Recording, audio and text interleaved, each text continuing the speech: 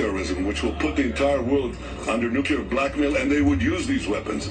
Israel's defense minister is ratcheting up the rhetoric even further, calling Iran's Ayatollah a dictator who, quote, should not continue to exist. But Iran's regime is telling its people to continue fighting with strength. All this comes as President Trump weighs whether to send American forces to join Israel's military campaign. Joining us now, NBC News chief international correspondent Keir Simmons in Erbil, Iraq, and NBC News White House correspondent Von Hilliard in Washington. Keir, I want to start with you out there. What more can you tell us about this hospital attack inside Israel and the latest inside both countries?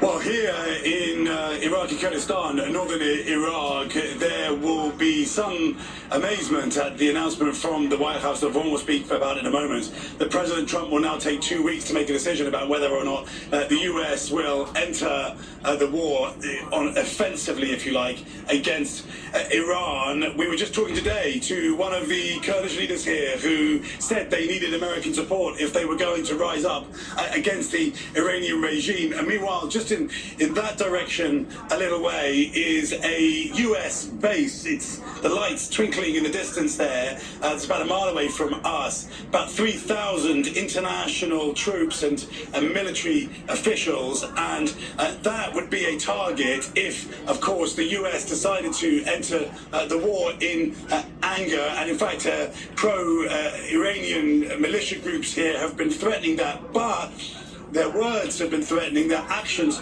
we haven't seen so much. Some drones downed in this area. We are about 2 hours from the Iranian border here, and some distance away, of course, from that nuclear site, Fordo, which is the one that President Trump has been urged to hit with those large bunker-busting bombs. One of the questions, though, is whether those bombs really have the capability to take out that site, which is buried very, very deep. They are the only ordnance that could, but it is a question, and I think the complexity of the decision that President Trump has to make is one of the reasons why we're hearing that announcement today. And to the point of the president, Vaughn, let me bring you in here. President Trump had his security briefing today in the Situation Room. What have we learned about his thinking?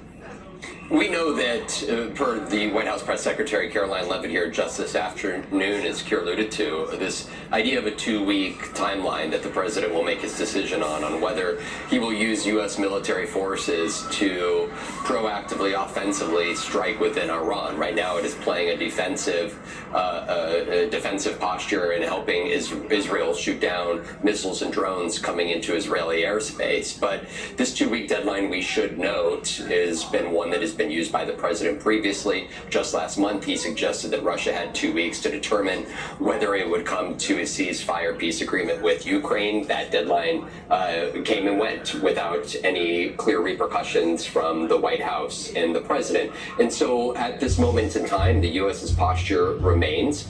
We know that the president has received several levels of intelligence briefings, including the extent to which nuclear development and capabilities have been are within reach of Iran. We know that the U.S. has maintained a posture that Iran should have zero uranium enrichment capacities moving forward here, which Iran has been indignant that it will not agree to. And so there's a question here about the White House's view of the immediate threat that Iran poses to the United States and others regionally.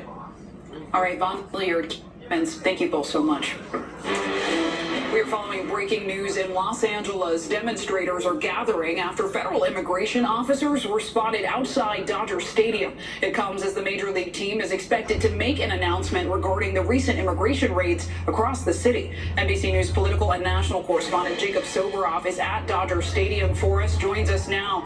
Jacob, talk to us about what's happening on the ground. I think I can hear some chants behind you. What are you hearing from people out there? Simply, there's been a bit of a standoff here at Dodger Stadium at Gate E at Chavez Ravine for over the course of the last several hours as protesters and federal agents have faced off because the federal agents were essentially trapped up behind me. They have been escorted out the backside of Dodger Stadium by the Los Angeles Police Department right now, but not before this group assembled here. You can see now it's more of a festive atmosphere, but people don't want ice here. They're very angry. There's been a series of ongoing, as you know, immigration enforcement actions in Los Angeles, starting happening almost 2 weeks ago. And to get some additional context on this, I would love to come up to the Los Angeles City Councilwoman Ulysses Hernandez. Councilwoman Jacob Soboroff, it's nice to see you. We're live now on NBC News. You are the city council person, correct me if I'm wrong, that represents this area, is that right? Yes, I do. District 1. So, Council District 1 in Los Angeles, what can you tell us about what happened here today? Well, today we got calls that federal agents were staging here at the entrance of Dodger Stadium. We got pictures of dozens of vehicles and dozens of agents. So we were called out to just by the community to come and check things out because this is Dodger property right here. And what's happening is outrageous. And people are out here because they don't want to see their families torn apart. They don't want to see more workers taken off the job. And so I think that media showed up as well. A source connected to the Dodgers tells us at NBC News the Dodgers denied entry to the federal agents when they tried to actually get into the stadium through the gates up here, Gate E.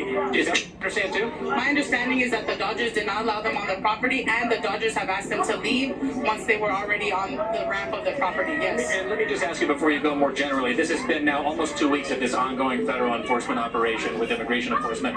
Tom Holman told me when I spoke to him the first Saturday this all started, he said this was going to continue to happen every day. As the city councilwoman that represents not only this district, but has so many affected members of what's happening here in your community, what's the way forward? Is there a way out of this?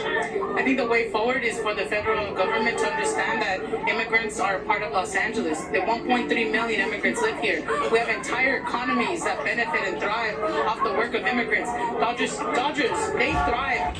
And base that is Latino, off the workers that are Latino. They're not a detriment to our city and community. They are a benefit. They make our city thrive. City Councilwoman Ulysses Hernandez, thank you so much. It's really nice to see you. Yeah. Big Clay, if you wanted to get an answer from somebody who knows what's going on here, we just got it. This is an ongoing situation. It'll continue to develop out here, and we'll be here watching it. We know you will, Jacob Soboroff. Thanks so much. Today, Americans are celebrating Juneteenth, 4 years after it was first recognized as a federal holiday. Parades across the country, including in Fort Worth, Texas, and Milwaukee, are commemorating the end of slavery in the United States. On this date in 1865, the last enslaved people learned about their freedom in Galveston, Texas, more than 2 years after President Lincoln signed the Emancipation Proclamation. NBC News national correspondent Aaron Gilchrist joins us from College Park, Georgia. Aaron, can we talk both about the celebration and the pull? Is this Juneteenth is facing a rollback in sponsorships, and yet we're also seeing celebration, right? Yeah, you're absolutely right. There was a big celebration here in College Park, Georgia earlier today. It was a thunderstorm that ended things a little early, but we saw first this morning a parade here in College Park, then a festival that was attended by a lot of families. There were similar events held in cities around the country, and the idea really is about celebrating history, about honoring history, about building community, bringing together these families and neighbors to remember that date, June 16th, 1865, and the end of slavery in the state of Texas in particular. At the same time, you're right. There has been this effort to roll back DEI initiatives by the Trump administration that has spilled over into corporate America. And as a result of that, some businesses have pulled back on their sponsorship of some of these events around the country. But the events have gone on. I want you to hear what one of the history professors at Harvard University told me. She wrote the book on Juneteenth. I want you to hear what she said about the show still going on. We should continue on our own to celebrate it in the days that we did before the corporate sponsorship came. I mean, it's unfortunate that people are pulling back, but this is a holiday that the people, it's a community holiday that we can celebrate on our own, and we should continue whether we're sponsored or not.